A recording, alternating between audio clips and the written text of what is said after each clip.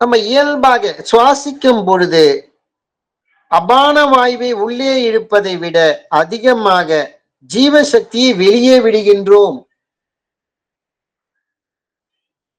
அப்ப வெளியிலிருந்து எடுக்கக்கூடிய அந்த அபான வாயுவை விட நம்ம அபானன் உள்ள போனாலும் அது பிரச்சனை தான், அதிகப்படியான அளவுல பிரச்சனை தான். இருந்தாலும் அதை விட அதிகமான ஜீவ விரயம் என்பது ஒவ்வொரு சுவாசத்துக்கும் நமக்கு இயல்பாகவே வெளி சுவாசத்துக்கும் நம்ம கொஞ்சம் கொஞ்சமா அந்த ஜீவ சக்தியான ஜீவன் என்பது அந்த வெளிக்காற்றோடு சேர்ந்து கரைந்து அது வெளிமுகமாகவே அது பயணப்படுகிறது. அதுக்குதான் ஞானப்பிதா இந்த இடத்துல இந்த புக்ல சொல்லி இருக்கு பாத்தீங்கன்னா, இந்த சித்தவேத புக்ல நாம் சுவாசிக்கும் பொழுது அபான வாயுவை உள்ள இழுப்பதை விட அதிகமாக ஜீவசக்தியை வெளியே விடுகிறோம். இதனாலேயே படிப்படியாக நம்மளுடைய அந்த ஜீவசக்தியானது கொஞ்சம் கொஞ்சமா அது குறைந்து கொண்டே வருது. ஒவ்வொரு நாளும் கொஞ்சம் கொஞ்சமா அது குறைஞ்சிட்டே வந்து அது முழுவதும் அது நம்மில் இருந்து அழிந்து போய்கிறது, நசித்து போய்கிறது. முடிவில் நம்ம என்ன ஆகிறோம்? செத்து போகின்றோம். இது என்னன்னு பார்த்தா அது ஜீவ சக்தியினுடைய இது மறைவு தான் நம்ம செத்து போவதுன்னு அப்படின்னு சொல்றது. அந்த ஜீவனுக்கு சக்தி இல்லாமல் போய்விடுகிறது. அப்போ சக்தி இல்லை என்றால் அது சிவனும் அது சவ ரூபமாகத்தான் ஆகிவிடுகிறது. இதுக்கான ஒரு நிவாரணம் காண்பதுதான் நம்மளுடைய முக்கியமான கடமை. அதாவது அந்த ஜீவசக்தி அபானனாக அழிந்து போவதை கட்டுப்படுத்துவதன் மூலம், அதாவது ஒவ்வொரு மூச்சிலும் நம்மளுடைய ஜீவசக்தியான வாய்வு அபானனாக அது மாறி எண்ணங்களாக அது மாறிச்சுனாலே நமக்குள் இருக்கக்கூடிய அந்த ஜீவசக்தியான அந்த வாய்வு அதுக்கு அசைவு ஏற்படும் போதெல்லாம் நம்ம ஒரு ஜாக்கிரதை என்ற நிலைமையில இருந்து அதை கவனிக்காம நம்ம விட்டோம்னா அதுவே என்ன ஆகுது? எண்ணங்களாக அது மாறுகிறது. எண்ணங்கள் என்றாலே அது சப்தமாக நமக்குள்ளேயே அது ஒலித்து கொண்டிருக்கிறது. நமக்குள் ஓடக்கூடிய அந்த எண்ணமானது அது நமக்குள்ளேயே அது சப்தமாக ஒலித்து கொண்டிருக்கிறது. அதுவே நமக்குள் ரூபங்களாக அது மாறிக்கொண்டிருக்கிறது. ஏதோ ஒரு எண்ணம் நினைக்கிறோம்னா அதனுடைய உருவம் நமக்குள்ள தெரியுது. ஏதோ ஒரு பழத்தை நினைச்சோன்னா உடனே அந்த பழம் நமக்குள்ள நம்மளுடைய எண்ணம் ஒரு பழத்தை பத்தி ஒரு ஓடிட்டு இருக்கு. அப்ப அந்த பழமான அந்த உருவம் நமக்குள்ள வருது. அந்த எண்ணம் ஓட சொல்லி அந்த பழத்தை அந்த எண்ணத்தினுடைய சப்தம் நமக்குள்ளேயே அது கேட்கிறது. அதுவே ஒரு உருவமாக அந்த பழமாக நமக்குள்ள காட்சி அளிக்கிறது. நமக்குள்ளேயே அது காட்சி அளிக்கிறது. அப்ப என்ன ஆகுது? எல்லாமே அந்த ஜீவசக்தியான வாயு தான் அது பல்வேறு விதமாக அது பரிணமிக்கின்றது, கன்வெர்ட் ஆகுது வெவ்வேறு விதமாக. நம்முடைய ஆற்றல் அது பெரியதொரு ஆற்றலாக மாறிக்கொண்டே இருக்கிறது. நம்முடைய சக்தி அது அந்த மாதிரி மாற சொல்ல என்ன ஆகுது? நம்மளுடைய ஜீவசக்தியான வாய்வு அபானனாகிறது. அது இல்லாம வெளியிலிருந்து வேற நம்ம காத்தை இழுக்கிறோம், அதுலயும் அபானன் இருக்கிறது. அதுவும் நம்ம ஜீவசக்தியான வாயுவோடு சேருது. அப்ப அதுக்கு மேலும் அந்த ஜீவசக்தியான வாயுவை அது இன்னும் அது திரவிக்க செய்கிறது. அந்த சுக்கிலத்தை திரவிக்க செய்கிறது. மேலும் அதோகதி ஆகிறது. அப்போ ஒரு புறம் நமக்குள்ள ஓடுற எண்ணங்களால அது சப்த ரூபமாகவும் நமக்குள்ள ஒலிக்குது, உருவமாகவும் நமக்குள்ள அது தெரியுது. அதன் மூலமாகவும் ஜீவசக்தியான வாயு என்பது விரயமாகிறது, அபானன் ஆகிறது. அது இல்லாம வெளியிலிருந்து எடுக்கக்கூடிய அந்த சுவாசத்தின் மூலமாகவும் வெளியில் இருக்கக்கூடிய அந்த அபானன் மூலமாகவும் நம்ம ஜீவசக்தியான வாயு கரைந்து கொண்டே இருக்கிறது. அப்ப பல விதத்துல பாத்தீங்கன்னாலே அது மாயினுடைய விளைவால இந்த மாதிரி தொடர்ந்து நமக்குள்ள அது நடந்து கொண்டு இருக்கிறதால நமக்கு என்ன ஆகுதுன்னா இந்த மாயை தான் நம்மளுக்கு ஒரு பிரதான ஒரு வஸ்துவாக தெரிகிறது. இதிலிருந்து நம்ம மீள்வதற்கான வழியே தெரியாமல் அது மீள்வதற்கான அந்த எண்ணம் கூட நமக்கு அதன் மூலமாக அது வரதில்லை. அது எப்படி நம்மளை காப்பாத்திக்கிறது எண்ணமே வரல. இயல்பாவே நமக்கு இயற்கை கொடுத்த சுவாசம் இறை படைப்புல நாம் சம்போகம் செய்யும் போதும் இந்த சமீரணன் கதியைத்தான் ஆண் பெண் சம்போகம் செய்யும் போதும் எடுத்திருக்கிறார்கள். அப்போது அந்த ஜீவனானது அது ஈஸ்வரனோடு ஒரு க்ஷணம் ஐக்கியமாக போது அது பேரானந்தத்தை அனுபவிக்கும் போதுதான், அந்த ஒரு க்ஷணம் அனுபவித்த பேரானந்தத்தை அந்த சுக்கிலத்தை அந்த பிரம்ம அந்தரத்திலிருந்து இலக்கி கீழே கொண்டு வந்து தாயினுடைய அது கர்ப்ப பாத்திரத்தில் போய் சேர்க்கிறது. அப்ப நமக்கு சமீரணன் கதியோட தான் அப்பயும் தெரிஞ்சிருக்கு.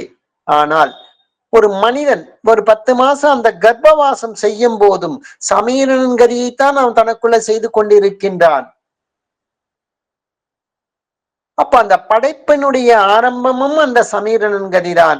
நம்ம கர்ப்பவாசம் செய்யும் போதும் அந்த சமீரணன் கதிதான்.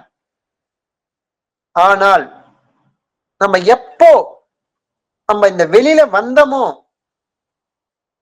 அப்ப வந்ததிலிருந்தே வெளிமுகமாகவே பழகி பயணப்பட்டு விட்டோம்.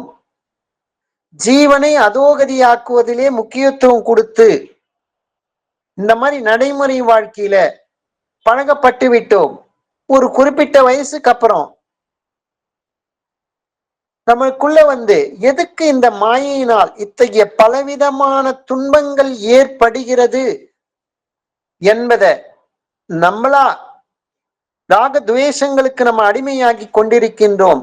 இதிலிருந்து எப்படி விடுதலை ஆவது என்று நம்ம முழுவதுமாக அதற்கான சூழ்நிலையை அதிலிருந்து வழிவகுக்கக்கூடிய அந்த சூழ்நிலையை தேடி செல்லும் போதுதான் நமக்கு ஏற்கனவே சுவாசிச்ச அந்த கர்ப்பத்தில் சுவாசிச்ச அந்த சுவாசம் தான் ஏற்கனவே நாம் படைக்கும் போது உருவாக்கப்பட்ட அந்த சுவாசம் தான் ஆண் பெண் சம்போகம் போதுதான் ஒரு படைப்பு என்று உருவாகிறது. அப்ப அந்த சுவாசத்தை தான் நம்மை மீட்டெடுக்கக்கூடிய உண்மையான சுவாசம். இந்த பிறவி பெருங்கடலிலிருந்து நம்மளை பிறப்பு இறப்பு என்ற இந்த சர்க்கிள் இருந்து விடுதலை பெறுவதற்கு அப்ப அந்த கதிதான் நமக்கு வந்து என்ன, ஆரம்பமும் அது கதிதான், முடிவும் அந்த கதியோடு தான் நமக்குள் இருக்க வேண்டும்.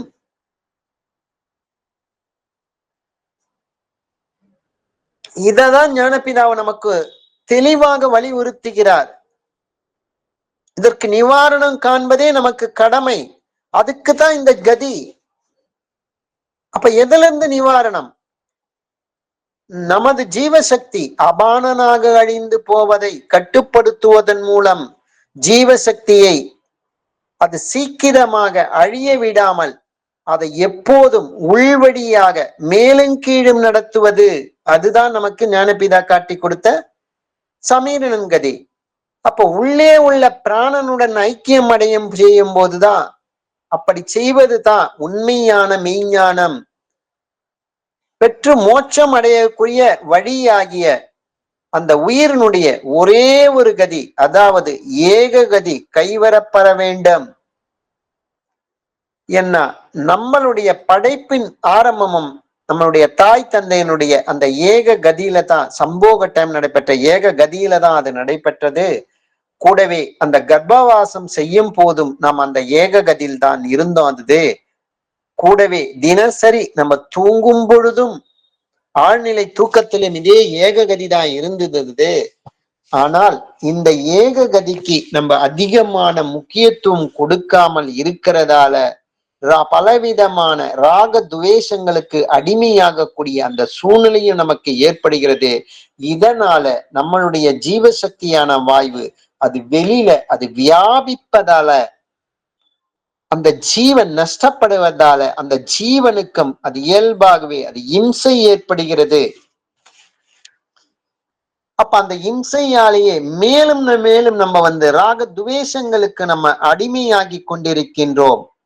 அப்ப அதிலிருந்து விடுதலை பெறுவதற்குத்தான் நமக்கு ஏற்கனவே நம்ம செய்து கொண்டிருந்த அந்த வித்தை தான் சம்போக டைம்ல, நம்ம பிறப்பின் டைம்ல அது சிருஷ்டி, நம்மளுடைய ஒவ்வொரு தனி மனிதனுடைய சிருஷ்டியின் போதும் அதுதான் நடந்தது. அந்த சம்போக டைம்ல கூடவே ஒரு 10 மாசம் கர்ப்பவாசம் செய்யும் போதும் அந்த கதிதான் நடந்தது.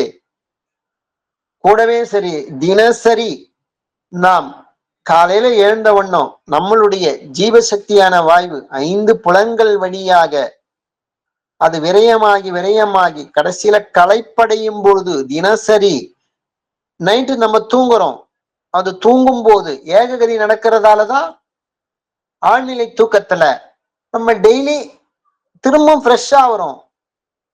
இந்த உயிர் ஜீவன் நல்லா ஃப்ரெஷ் ஆகுது, ஆக்டிவேட் ஆகுது. அப்ப நம்மளுக்கே நல்லா யோசிச்சு பார்த்தோம்னா, அப்ப இந்த கதி தான் நமக்கு தினசரியே ஒரு சாதாரண ஒரு உலகவாசிக்கு கூட டெய்லி களைப்படைகிறான் 5 புலன்கள் வழியாக தன்னுடைய ஜீவனை விரயமாக்கி. ஆனால் அவனுக்கு கூட அந்த தூக்கத்தில் ஏற்படக்கூடிய அந்த ஏக கதியால தான், ஆழ்நிலை தூக்க கதியால தான் திரும்பி ரீசார்ஜ் ஆகிறான். இது நடைமுறை வாழ்க்கையில நம்ம இதெல்லாம் கவனிக்கல. இத கவனிச்சு பார்க்கும் பொழுது எப்பப்போதெல்லாம் இந்த உயிரானது தன்னுடைய சக்தி நிலையில, உணர்வு நிலையில எப்பெல்லாம் அது நல்ல ஒரு ஆக்டிவா இருக்கிறதோ, அதுதான் உண்மையாக நமக்கு ஞானத்தையும் அது தேடி கொடுக்கக்கூடிய அது வழிமுறையும் அது வழிவகுக்கும். அதுதான் அறிவு.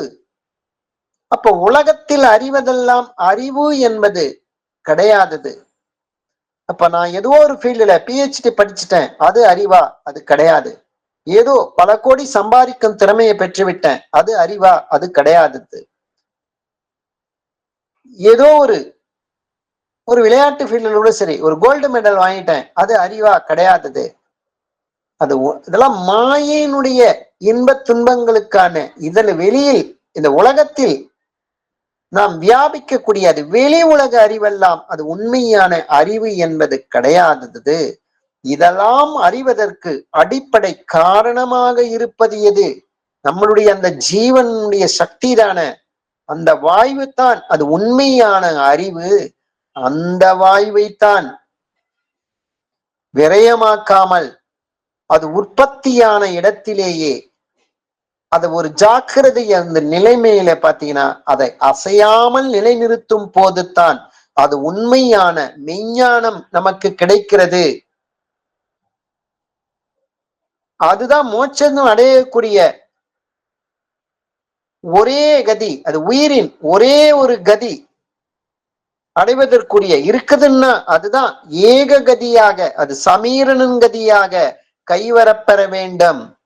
அதுதான் அந்த மரணத்திலிருந்து நாம் எப்படி விடுபடுவது, அதுக்கு நிவாரணம் காண்பது நமது கடமை.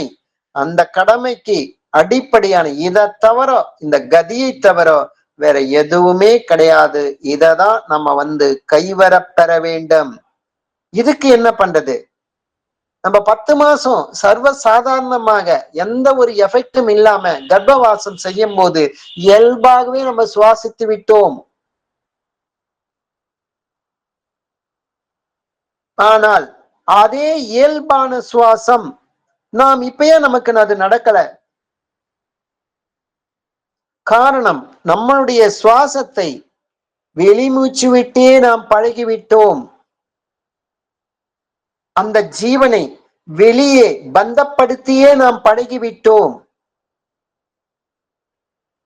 நமக்கு சொல்லிக் கொடுத்தவர்களும் அறியாமையில் இருக்கிறதால, உலகவாசியாக இருக்கிறதால, அப்ப வெளியில ஏதோ ஒரு தேடுதல் இருப்பதா, அதுதான் தன்னிறைவு பெறும் இந்த ஜீவனுக்கு சாந்தியம் சமாதானம் கிடைக்கும் என்று அப்படியே சொல்லி பழகிவிட்டார்கள். நாமும் நம்மளுடைய ஜீவனை பற்றி எந்த ஒரு விதத்திலையும் கவலைப்படாமல் வெளி உலக பந்தத்தில் தான் இதுதான் முக்கியம் என்ற முறையில பாத்தீங்கன்னா, பேரோ புகழோ பணமோ எதுக்கோ ஒண்ணு ஆசைப்பட்டு அந்த ஜீவன் வெளியிலேயே அது பந்தப்பட்டு விடுகிறது. அப்படி எப்போது அந்த ஜீவனுக்கு இந்த மாயையான இந்த ராக துவேஷங்களுக்கு விடுதலை பெற வேண்டும் என்ற அவரவர்களுக்கு ஒரு எண்ணம் வருகிறதோ, இதிலிருந்து விடுதலை பெறுவது எப்படி என்று அவரவர்களுக்குள் தன் ஜீவனை காப்பாற்றிக் கொள்ள வேண்டும் உண்மையான இந்த ஜீவன், அவரவருடைய ஜீவன் அமைதியும் சமாதானமும் அதற்கு வேணும்னா, அப்ப அந்த ஜீவனுக்கு, அப்ப அந்த ஜீவனை காப்பாற்றிக் கொள்வதுதான் அது சரியான வழி அப்படின்ற அந்த நோக்கம், அந்த எண்ணம் அதுக்கு அந்த அதுக்குள்ள வர சொல்ல மட்டும்தான். அது யாருக்கு உண்மையான அந்த தேடுதல் இருக்கிறதோ அவர்களுக்கு மட்டும்தான் இந்த கதி என்பது சரியான நேரத்துல அது கிடைக்கிறது. இல்ல, இதைவிட எனக்கு உலகத்தினுடைய பற்றுக்கள் தான் முக்கியம், தன்னுடைய ஜீவன் முக்கியம் இல்லை என்பவர்களுக்கு அந்த சமீரணன் கதி என்பது இயல்பாகவே அது நடைபெறாதது. யாருக்கெல்லாம் தன்னுடைய ஜீவன் மேல அது உண்மையான அந்த பக்தி விசுவாசம் ஏற்படுகிறதோ அதற்கான வெளி சூழ்நிலைகளை தனக்குத்தானே அது உருவாக்கி கொள்கிறார்களோ, அதாவது கிரமங்கள் விதிப்படி வாழ்வதற்கான அந்த சூழ்நிலையும் உருவாக்கி கொள்வது கூடவே அந்த சித்த வித்தை பயிற்சி, அதாவது சித்த வேதத்தினுடைய கருத்துக்களையும் சரிவர புரிந்து கொண்டு கூடவே தன்னுடைய ஜப வாழ்க்கையிலையும் முழுமையாக தன்னுடைய ஜீவன் மேல பக்தி விசுவாசத்தோடு இருக்கிறவர்களுக்கு மட்டும்தான் இந்த கதி என்பது கைவரப் பெறுகிறது. அப்போ இடைவிடாத அந்த பயிற்சியின் மூலம்தான், ஏன்னா 10 மாசம் கண்டினியூ பண்ணோம், நடுப்புற டச் விட்டு போச்சு. நான் 30 வருஷம் வித்தை வாங்கணும்னா 30 வருஷம் வரைக்கும் விட்டு போச்சு. தினசரி தூக்கத்தில் நடக்குது, ஆனால் நம்மளுடைய அது ஜாக்கிரதை என்ற நிலைமையில நடக்கல, அது தூக்கத்தில் தான் நடக்கிறது, அது மாயையால் தான் அது நடக்கிறது. ஜாக்கிரதை என்ற அது விழிப்பு நிலையில நடக்கும் போது தான் அது பிரம்மம் என்ற ஒரு நிலையில அதை நோக்கி அழைத்து செல்லக்கூடிய நிலையை அது பெற்றுத்தரும். மாயை என்ற நிலையில உங்களுக்கு அந்த தூக்கத்துல தினசரி அந்த சமீரணன் கதி நடந்ததுன்னா அது வெளியில எழுந்து சொல்ல என்ன ஆகும், நம்மளுடைய ஜீவனை நமக்குள்ளே அது தக்க வைக்க முடியாதது. ஏன்னா நம்ம வெளி சுவாசத்துல பழக்கப்பட்டுட்டோம். அப்போ தினசரி நம்ம தூக்கத்தில் பெற்ற அந்த ஜீவசக்தியான அந்த எனர்ஜியை தக்க வைக்க முடியாது. ஏன்னா வெளி சுவாசத்துல நம்ம பழக்கப்பட்டுட்டோம். அதுக்குதான் ஞானபிதா இந்த சமீரணன் கதியை எந்த சதா சர்வ காலமும் எந்த ஒரு நிலையிலையும் சிறிது தன்னுடைய ஜீவனை வெளியில வியாபிக்க விடாமல் ஒரு விழிப்பு நிலையிலேயே, ஏன்னா ஒரு மனிதன் ஒண்ணு இருந்தா அவனுக்கு 24 மணி நேரம் சுவாசம் என்பது நடைபெற்று கொண்டுதான் இருக்கிறது. அப்ப உள்வெளி சுவாசம் என்பது 24 நடந்தது கொண்டுதான் இருக்கிறது. அப்ப ஜீவன் அதோகதியாகி கொண்டுதான் இருக்கிறது. அப்ப அதுக்குதான் ஒவ்வொரு சுவாசத்திலையும் அது உள்ளேயேதான் அது நடத்தின தவிர வெளியில வியாபிக்க விடக்கூடாது. அதுக்குத்தான் அந்த ஜாக்கிரதை என்ற ஒரு நிலை வரணும். அதுக்குத்தான் இந்த பயிற்சியே நம்ம இடைவிடாமல் நடத்த வேண்டும். இடைவிடாத பயிற்சி மூலம்தான் இந்த ஜீவசக்தி தனக்குள்ள அப்பதான் அது ஒன்றுபடும். அந்த ஜீவன் அப்பதான் அது இறைவனிடம் ஐக்கியம் அடையும். அப்பதான் அது பேரின்பத்தை அனுபவித்து மகிழ்வதற்கான வாய்ப்பினை நாம் பெறுகிறோம். அந்த மாதிரி இடைவிடாது நடத்தும் போதுதான் நம்ம அந்த நிலையை நம்ம பெறுகிறோம். அப்போ இப்ப சொன்ன அந்த பிராணனானங்கி அந்த ஜீவசக்திய நீளமானதாக்குவதன் மூலம் ஜீவனும் ஈஸ்வரனும் ஒன்றாகி ஐக்கியமடைகிறது. அப்ப நீளமாக்க முடியுதன் அதனுடைய உண்மையான அர்த்தம் என்னன்னு பாத்தீங்கன்னா, நமக்குள்ள இப்ப ஆரம்பத்துல வித்தை எடுக்கிறவங்க அது மேல் மூச்சு, அது கீழ்மூச்சு, அது எடுப்பதற்கு ஒரு மேல போகிறதுக்கு ஒரு செகண்டு, கீழே வரத்துக்கு 5 செகண்டு. அதே மாதிரி உள்ளுக்குள்ளேயே அது மேலும் கீழே நடத்துவதற்கு அது ஈக்குவலா முதல்ல நம்ம எடுத்துட்டு இருக்கோம். ஆனா காலப்போக்கில் அதுவே ஒரு மாசம் பொத்து ஒரு 6 செகண்ட் ஆகணும் மேல போகிறதுக்கு, கதி எடுக்கிறதுக்கு, அது கீழ்கதிக்கு மேல கீழே உள்ளேயே மேலும் கீழே நடத்துவதற்கு சமமாக நடத்த வேண்டும். அப்ப அந்த மாதிரி காலத்தினுடைய அளவு அதிகமாக, அடுத்தது 6 செகண்டு, அடுத்தது 7 செகண்டு, அப்புறம் ஒரு வருஷம் பொத்து பாத்தீங்கன்னா அதுவே 10 செகண்ட் ஆகலாம். ஒரு கதி முழுவதுமாக மேல கீழே எடுத்து முடிக்கிறதுக்கு அதுவே 20 செகண்ட் ஆகலாம், அடுத்தது 1 நிமிஷம் கூட ஆகலாம். அந்த மாதிரி அந்த காலத்தினுடைய நீளத்தை அதிகமாக்க வேண்டும், சமமாக நடத்த வேண்டும், மேல்கதிக்கும் கீழ்கதிக்கும். அப்ப மேலே கீழே நம்மளுடைய சுவாச அந்த ஜீவசக்தியான வெளியில வியாபிக்க விடாமல் இததான் இந்த இடத்துல நீட்டுக, அந்த காலத்தினுடைய அளவை நீட்டுதல். அது கொஞ்சம் கொஞ்சமா தான் ட்ரைனிங் பண்ணி தான் வர முடியும். எடுத்த உடனே என்னுடைய கெப்பாசிட்டி ஒரு 5 செகண்ட் தான் மேலே ஏத்தத்துக்கு கீழே இறக்கத்துக்கு 5 செகண்ட் தான் ஆகுது. இந்த கெப்பாசிட்டி இருந்ததுன்னா நான் 1 நிமிஷத்துக்கு அதை ட்ரை பண்ணக்கூடாது, 10 செகண்டுக்கு நான் ட்ரை பண்ணேன்னா தொடர்ந்து என்னால ஜபம் செய்ய முடியாது. உங்களுடைய கெப்பாசிட்டி ஒரு 5 செகண்ட் தான் மேலே ஏத்தத்துக்கு கீழே இறக்கத்துக்கு 5 செகண்ட் தான். இந்த நிலைமையில இருந்தேன்னா இந்த மாதிரி இருந்து நீங்க ஜபம் பண்ணீங்கன்னா நீங்க 1 மணி நேரம் கூட கண்டினியூவாக ஜபம் பண்றதுக்கான அந்த சூழ்நிலை என்பது, அதாவது உங்களால பண்ண முடியும். ஆனா என்ன அதையும் மிஞ்சி நான் இப்ப இன்னைக்கே வந்து என்னுடைய 5 செகண்ட்ல இருந்து ஏழை ஏத்தத்துக்கு 10 செகண்ட், கீழே ஏத்தத்துக்கு 10 செகண்ட், இந்த மாதிரி நம்மளுடைய மிஞ்சி செயல்பட்டன்னா அதிகப்படியாக ஒரு 5 நிமிஷம் கூட என்னால தொடர்ந்து ஜபம் செய்ய முடியாது. அப்போ ஒரே நம்மளுடைய கெப்பாசிட்டிக்கு தகுந்த அவர்களுடைய உடலுடைய தன்மைக்கு ஏற்ற மாதிரி சமமாக செய்யும் போது மட்டும்தான் தொடர்ந்து 1 மணி நேரம் கூட நம்மளால கண்டினியூவாக இந்த ஜபத்தை செய்ய முடியும். கூடவே சிறிது நாளுக்கு நாள் நம்மளுடைய அந்த நீட்டுக என்ற அந்த ஜபத்தினுடைய அந்த ஒவ்வொரு கதியினுடைய அந்த நேரத்தையும் வந்து நம்ம வந்து நாளுக்கு நாள் அதிகரித்து கொண்டே செல்ல முடியும். அந்த மாதிரி நம்ம ஜீவசக்தியான வாயுவை நீளமாக்குவதன் மூலம் அந்த ஜீவனும் ஈஸ்வரனும் ஒன்றாகி ஐக்கியமடைகிறது. அப்போ அந்த நீட்டுக என்பது மூலம் என்னன்னா அந்த ஜீவசக்தியான அந்த வாயுவனுடைய அந்த சலனம் என்பது இயல்பாகவே ரொம்ப கம்மியாயிட்டே வரும் உங்களுக்கு. அது எந்த அளவுக்கு நம்ம நீட்டுக்கோ அந்த பயிற்சி பண்றோமோ அந்த ஜீவசக்தியான வாயுனுடைய அந்த சலனம் என்பது ரொம்ப ரொம்ப ரொம்ப கம்மியாயிட்டே போகும். கடைசியில அத்தகைய அந்த நிலைமை தான் நமக்கு வந்து அது சலனம் இல்லாத தன்மை போகும்போது தான் அது அடங்கிய மனமாக ஆகிறது. அப்ப அந்த அடங்கிய மனம் தான் அந்த அந்த ஜீவனை ஈஸ்வரனோடு ஐக்கியமாகுவதற்கு முழுமையாக அது சப்போர்ட் பண்ணும். அதுக்குதான் நீட்டுக நீட்டுக என்று சொல்றது. அப்ப அந்த நீளமாக்குவதன் மூலம் அந்த ஜீவசக்தியான வாயுனுடைய அந்த சலனத்தினுடைய தன்மையை கொஞ்சம் கொஞ்சமா நம்மளால கம்மி பண்ண முடியும். கடைசியில அந்த சலனமில்லாத நிலைக்கே வந்து நம்ம கொண்டு செல்ல முடியும். அதுக்குதான் நீளமாக்குவதன் மூலம் அந்த ஜீவனும் ஈஸ்வரனும் ஒன்றாகி ஐக்கியமடைந்து ஆத்ம ஞானம் மற்றும் மோட்சத்தை பெற்று முடிவில்லாத பேரானந்தத்தை அதன் மூலமாகத்தான் நம்ம வந்து அனுபவிக்க முடியும்.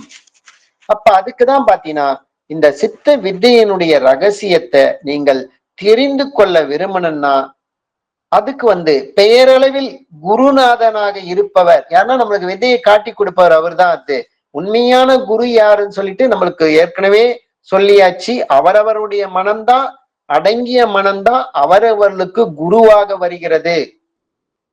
இதே மனம்தான் பந்தத்துக்கும் அதுதான் காரணமாகிறது, மோட்சத்துக்கும் அதுதான் காரணமாகிறது. அப்ப அந்த அடங்கிய மனம்தான் அது குரு. ஆனா பெயரளவில் குருவாக இருப்பவர் யாருன்னா நம்மளுக்கு வந்து அந்த டைம்ல அந்த வித்தையை சுட்டி காட்டியவர் தான். உண்மையில ஞானபிதா தான் நமக்கு வந்து வழி நடத்துறாரு. அந்த டைம்ல இது எப்படி பண்ணணும்ன்றது சுட்டி காட்டவர் தான் நம்மள பெயரளவில் குருவாக இருப்பவர். அவர் கூறிய அறிவுரைப்படி நம்மனுடைய அந்த ஜீவசக்திய மேல்கதியாக, அதாவது ஊர்த்துவ கதியாக இடைவிடாமல் வர வேண்டும். அதாவது வெளி சுவாசம் இல்லாமல் அது உள்ளுக்குள்ளேயே அது மேலும் கீழுமாக தொடர்ந்து அந்த சமீரன் கதியாக நடத்த வேண்டும். அப்பதான் வந்து நமக்கு வந்து அந்த ஊத்துவ கதி என்பது இயல்பாகவே நமக்கு வந்து எந்த ஒரு எஃபெக்டும் இல்லாம இயல்பாகவே அது வந்து நமக்குள்ளேயே அது நடைபெற ஆரம்பிக்கும். அதுக்கப்புறம் பாத்தீங்கன்னா படிப்படியாக காலப்போக்குல நமது எல்லா நாடி நரம்புகளும் மூளை இதெல்லாம் வந்து சுத்தமாக்கப்படும். நம்மளோட நாடி நரம்புகள்லாம் இயல்பாகவே நம்ம அந்த உள் சுவாசத்திலேயே இருக்கும் போது நம்மளுடைய ஜீவசக்தியான அந்த பிராணனுடைய லெவல் இயல்பாகவே அதிகமாகும் போது நமக்குள்ள இருக்கக்கூடிய தேவையில்லாத அந்த கழிவு பொருட்கள் என்பது அந்த நாடி நரம்புகள் மூளை இதெல்லாம் அதில் இருக்கக்கூடிய அந்த கழிவு பொருட்கள் எல்லாமே அது சுத்தமாகும். அதுதான் உள்ளிருக்கும் மார்க்கத்தை நன்றாக்க வேண்டும். அததான் ஞானபிதா சித்த வேதத்துல சொல்லியிருக்கிறாரு. அப்ப இந்த சமீரன்கதி நமக்குள்ள அது சரிவர நடப்பதற்கான அந்த மாதிரி சூழ்நிலையை உருவாக்குவது தான். அதுதான் உள்ளிருக்கும் மார்க்கத்தை நம்ம சரி பண்ண வேண்டும். அப்பதான் அந்த ஜீவசக்தி அந்த எந்தவித சிரமமும் இல்லாமல் மிக மென்மையான ஒளியுடன் அண்ணாக்கிலிருந்து இது துவாரங்கள் வழியாக மேல் நோக்கி செல்லும். அப்ப அந்த டைம்ல அந்த நிலைமையில அந்த ஜீவசக்தி அதாவது நம்ம உடல்ல உண்டோ இல்லையோ என்று நீங்கள் சந்தேகப்படும் அந்த அளவுக்கு அந்த மூச்சு மிக நேர்த்தியாக மிருதுவாக இருக்கும். அப்பதான் தொண்டைக்குழியில மூச்சினுடைய சிறியதொரு துடிப்பு துள்ளல் மட்டுமே இருக்கும். இதுதான் பயிற்சி செய்வதற்குரிய சரியான கதி. இதுதான் சித்தவேதம் புக்ல ஞானபிதா 4வது அத்தியாயத்துல சரியான கதி என்பது ஜீவசக்தியான வாயுவுக்கு நேர்மையாய் இலகுவாய் யாதொரு சேஷ்டையும் சப்தமும் இல்லாமல் சுவாசம் உண்டோ இல்லையோ என்று அறிவதற்கு கூட முடியாமல் நெஞ்சுக்குழிலையோ தொண்டைக்குழிலையோ லேசான துடிப்பு மாத்திரம் காணலாம். அததான் இந்த சித்த வித்தை புக்ல தெளிவுபடுத்தியிருக்கு. அப்போ அந்த ஜீவசக்தியினுடைய இந்த நிலைமைக்குத்தான் அது சமீரணன் என்று சொல்லப்படும். அதாவது நித்தியமான அந்த பொருளான அந்த பிரம்மத்தோடு அந்த ஜீவனானது இடைவிடாமல் முட்டி தாக்கி கொண்டிருக்கும் நிலைமைக்கு இதுதான் சித்த வித்தியத்திலயும் முதல் அத்தியாயத்துல அந்த முடிவு பகுதியில பார்த்தோம்னா சமீரணன் என்று சொல்லுவதுன்னு சொல்லப்பட்டிருக்கு. அதுதான் இந்த புத்தகத்துல இருக்கிறது. அதாவது அண்ணாக்கினுடைய 2 துவாரங்கள் வழியாக அந்த மூச்சை சமீரணனாக இடைவிடாமல் தொடர்ந்து நடத்தி கொண்டுதான் இந்த பயிற்சியை செய்து வர வேண்டும். அப்ப அந்த நிலைமையில என்ன ஆகுதுன்னு பாத்தீங்கன்னா, அப்ப அலைந்து திரிந்து அந்த எண்ணங்களானது அடங்க பெறும். அந்த கதி நடக்கும் போதுதான் இயல்பாகவே நமக்குள்ள ஒரு ஜாக்கிரதை என்ற உணர்வு வரும். அப்பதான் அந்த ஜீவசக்தியான வாய்வு அந்த ஜீவனாகவே அத வாயுவாகவே நம்மளால நிலைநிற்க அது எண்ணங்களாக மாறாமல் அது வாயுவாகவே அதை நிலைநிறுத்தும் போதுதான் அந்த எண்ணங்கள் இருந்தது அடங்க பெறும். அப்பதான் அந்த நிலைமையில தான் நம்மளுக்கு அந்த பற்றற்ற நிலை என்பது ஏற்படும். எண்ணங்கள் என்பது நமக்குள்ள இருக்கும் வரை நமக்கு இந்த பற்றுக்கள் என்பது இயல்பாகவே இருக்கும். அப்பதான் நான் அல்லது எனது முதலான எண்ணங்கள் யாவும் அந்த எண்ணங்கள் இருக்கும் வரை இருக்கும். ஆனா எண்ணங்கள் அற்ற நிலையில் இருக்கும் போது தான் அந்த பற்றற்ற நிலை என்பது நமக்குள்ள நான் எனது என்ற நிலை மறைந்து போகும். அந்த சமயம்தான் நமக்கு ஞானோதயம் கிடைக்கப்பட்டு நித்தியமான மெய் உணர்வு உள்ளுக்குள்ளேயே அந்த டைம்ல தான் நமக்குள்ளேயே அது பிரகாசிக்க ஆரம்பிக்கும். அப்ப அந்த பேரொளிதான் சிறிது சிறிதாக அது வளர செய்து முழுமை பெற செய்தன்னா அதை மட்டுமே அப்போ இந்த மனிதனுடைய வாழ்க்கையில அவரவருடைய வாழ்க்கையில அந்த இறுதி பயனை அதாவது பிறவி பெரும் பயனை அப்ப அந்த ஜீவன் அடைய முடியும். ஏன்னா பிறப்பு என்பது ஆண் பெண் சம்போகத்தால தான் நமக்குண்ட அந்த சமீரன்கதியாலதான் அது பிரம்மந்தரத்திலிருந்து அதிலிருந்து இறங்கி வந்த அந்த சுக்கிலத்தின் இருக்கக்கூடிய அந்த ஜீவனாலதான் ஏற்பட்டது. அதே போலதான் நம்மளுடைய அந்த நிலை அப்ப அங்கிருந்து அந்த புறப்பட்ட அந்த ஜீவன் அதே பிரம்ம அந்தரத்துல திரும்பி போய் சேருவதுதான் அதிலேயே தானாய் தன்மயமாய் தீர்வதுதான் உண்மையான அது பிறவி பயன். அதை விட்டுட்டு நடுப்புற இந்த உலகில் ஏற்படக்கூடிய இந்த மாயினால் ஏற்படக்கூடிய அந்த சிற்றின்பங்கள் பணம் பதவி பொருள் மண் பெண் பொன் ஆசை இது எல்லாமே சரியது அது பிறவியினுடைய அது அது முழு பலனை கொடுக்காது. ஏன்னா ஜீவன் தான் உற்பத்தியான இடத்திலேயே போய் ஐக்கியமாகுவது தான் அது தன்னிறைவு பெறும். அது இல்லாம இந்த மாயையினால் விளையக்கூடிய இந்த பந்தங்களினால் மாட்டிக்கொண்டு அதனால் பிறவி பயன் என்பது அந்த ஜீவனால அது அடைய முடியாதது. அதுதான் ஞானோதயம் பெற்றவின் இன்ப துன்ப எண்ண அலைகள் யாவுமே உங்களுக்கு இல்லாமல் போகும். ஆன்மநேய ஒருமைப்பாடு எனும் நித்திய சத்திய அகண்ட பரிபூர்ண உணர்வு அது உங்களுக்குள்ளேயே நீங்கள் உணர்வீர்கள். அப்பதான் அந்த நிர்விகல்ப சமாதி ஒருமை ஒடுக்கம், அதாவது வீடு பேரு எனும் நிலையம் அந்த டைம்ல தான் நீங்கள் அடையலாம். இதெல்லாம் நம்ம குருவாகிய அவரவர்களுக்கு அவர்கள் மனம்தான் குரு. அந்த குருவாகிய மனதின் மூலம்தான் இதெல்லாம் நம்ம கற்றறிய வேண்டும். இதை அனுபவத்தில் அறிய வேண்டும். அவரவருடைய அனுபவ அறிவைத்தான் நாமே பாடுபட்டு பெற வேண்டும். இந்த விஷயம் பொறுத்த வரைக்கும் அவரவர்கள் தான் அவரவர்களை ஜீவனை கரையேற்றி கொள்ள வேண்டும். மற்றவர்களால வழிதான் காட்ட முடியுமே தவிர மற்றபடி அது உண்மையான அவரவர்கள் தான் அவரவர்கள் ஜீவன் மேல அந்த பக்தி விசுவாசத்தோடு தன்னுடைய ஜீவனை விரயமாக்காமல் அந்த நிலையை பெறுவதற்கான அது அந்த சூழ்நிலையை நம்ம உருவாக்கணும். அப்பதான் நமது எல்லா அறிவும் நமது சொந்த அனுபவங்களையே அடிப்படையாக கொண்டுள்ளது. இததான் இயேசு கிறிஸ்து புத்தர் போன்ற மாபெரும் ஞானிகளால போதிக்கப்பட்ட சத்தியம் இதுதான். அந்தந்த மகான்கள் பெற்ற இந்த அனுபவத்தினுடைய இது வெளிப்பாடு தான் இதெல்லாமே அது. அதால ஆத்ம சகோதர சகோதரிகளையே இந்த மாதிரி இந்த மேற்சொன்ன இந்த வித்தையினுடைய பயனில் நீங்கள் நம்பிக்கை வைப்பதோ அல்லது வைக்காமல் இருப்பதோ அது உங்களுடைய விருப்பத்தை பொறுத்ததே. நீங்கள் எவ்வளவு தான் வாதாடினாலும் அதனால் எவ்வித பயனும் கிடைக்கப் போவதில்லை.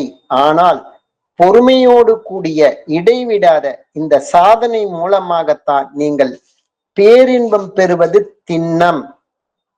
அப்ப பொதுவா பாத்தீங்கன்னா இப்ப சொன்ன இவ்வளவு நேர கருத்துக்களும் சரி, அது பொதுவாக உலகத்துல ஞானிகள் சொன்ன அவரவர்கள் ஜீவனை அவரவர்களுத்தான் மோட்ச கதிக்கு கொண்டு போக்கணும் என்ற முறையில சொன்னதும் சரி, அது இதெல்லாம் நீங்க நம்புறீங்களோ இல்லையோ, அது மாதிரி நம்பிக்கை வைக்கிறீங்களோ இல்லையோ, இதெல்லாம் உங்களுடைய தனிப்பட்ட விருப்பத்தை பொறுத்தது.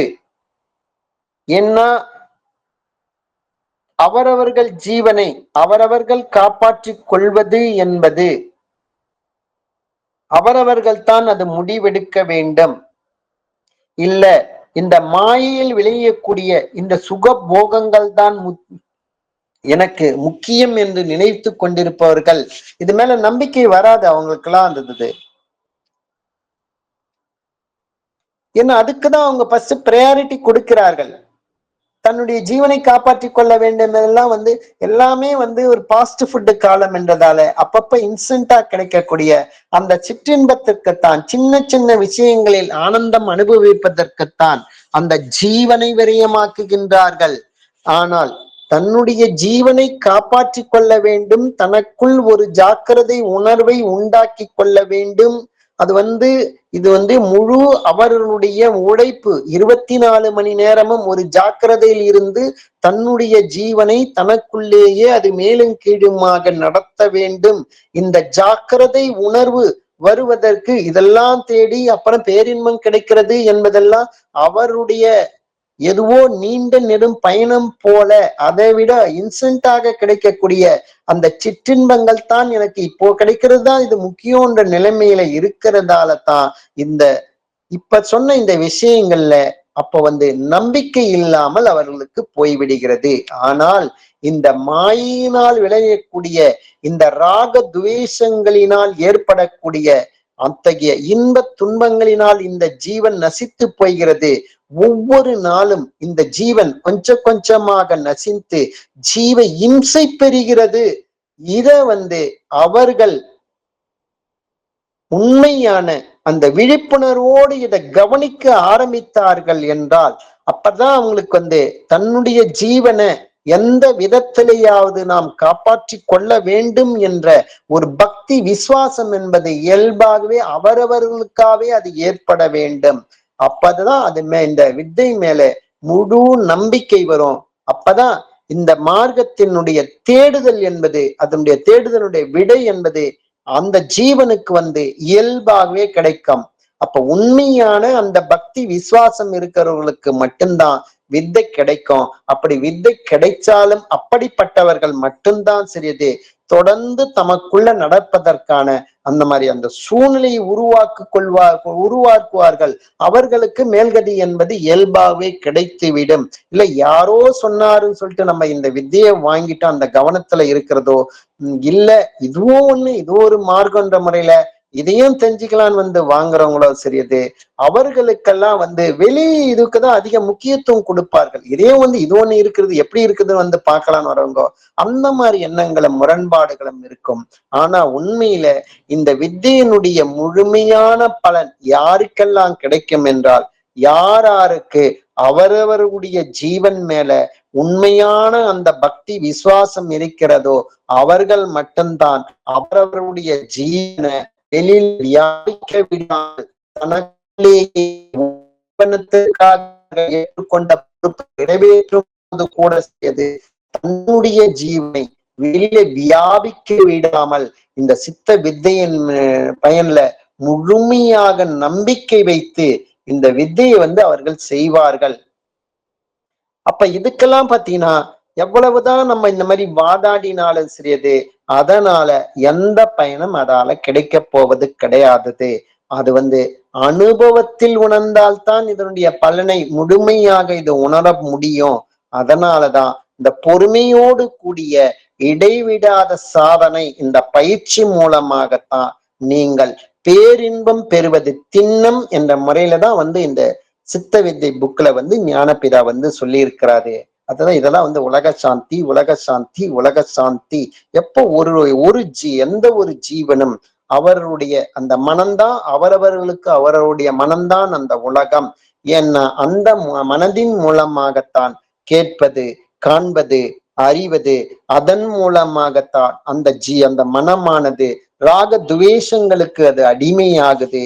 அந்த கேட்பது காண்பது அறிவதன் மூலமாக அந்த ஜீவசக்தியான வாய்வு நசித்து போவதால அது இம்சை அடைவதால அதனாலேயே அந்த ராக துவேஷம் என்பது அந்த மனதுக்கு ஏற்படுகிறது. அவரவருடைய அந்த மனமாகிய அந்த உலகமானது சாந்தி பெற வேண்டும் என்றால் அப்ப அந்த மனதை வெளியில வியாபிக்க விடாமல் அது அகங்காரத்தில் அது பந்தப்பட்டிருக்கிற அந்த மனதை அந்த அகங்காரத்தில் இருந்து அந்த வெளியில இருக்கக்கூடிய அந்த புறத்தே இருக்கக்கூடிய அந்த மாயையிலிருந்து அந்த மனதை அது விடுவித்து அது தான் உற்பத்தியான அந்த ஜீவனுக்கு அந்த பக்தி விசுவாசமாக இருக்கும் போது தான் அது அடங்கிய மனமாக ஆகிறது. அப்பதான் அந்த மனமானது ஒரு சாந்தி என்ற ஒரு அமைதி நிலையை அது பெற்று அது பேரானந்தத்தை அதன் மூலம் அத பெறுவது திண்ணம் என்பதை முறையெல்லாம் ஞானபிதா முடிச்சிருக்கிறாரு. அப்போ பாத்தீங்கன்னா இந்த சித்த வித்தை இந்த புக்ல அவரவர்கள் மனம் சாந்தி அடைவதைத்தான் அதுதான் அவருடைய மனமாகிய உலகம் சாந்தி அடைவதில்தான் ஓம் சாந்தி ஓம் சாந்தி ஓம் சாந்தி என்ற முறையில இந்த சித்த வித்தை புக்ல சொல்லி இருக்கிறது. இப்ப இன்னைக்கு நான் இதுவரை இந்த சித்தவேத வித்தை புத்தகத்துல எனக்கு தெரிந்ததை உங்களிடம் நான் பகிர்ந்து கொண்டேன். யாராவது ஏதாவது கருத்துக்கள் இருந்தால் இப்ப சொல்லலாம், கேள்விகள் இருந்தாலும் கேட்கலாம்.